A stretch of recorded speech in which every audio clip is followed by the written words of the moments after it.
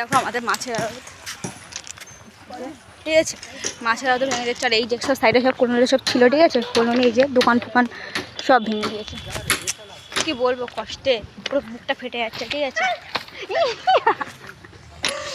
মানে আমাকে তো জোর নেই, না খেয়ে দেখ আমি পা পিছলে যাচ্ছে। এই যে আমাদের মাছের আড়তটা গাইস দেখো,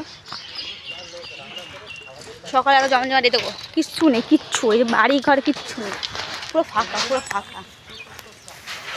কষ্ট খুব হচ্ছে, ঠিক আছে, কারণ আমাদের বাড়ি বাড়ি বলেছিল ওই দিকে ভেঙে চলা ঘর পেছন পর্যন্ত ভেঙে ফেলতে দেবে। ডবল রেল হবে প্লাস স্টেশন টেশন হবে। আর এখন তো সব স্টেশন বা কোনো দোকানও রাখা যাবে না, তো কী করবো, এভাবে চলতে হবে এখন যেভাবে চলছে। আমাদের আড়ত তো চলবে না, কষ্ট। সকালে মাছের আড়ত যে চেঁচামেচিগুলো, হ্যাঁ হ্যাঁ, কোন বাড়ি, কোন কোন জায়গায় চলে যাবে?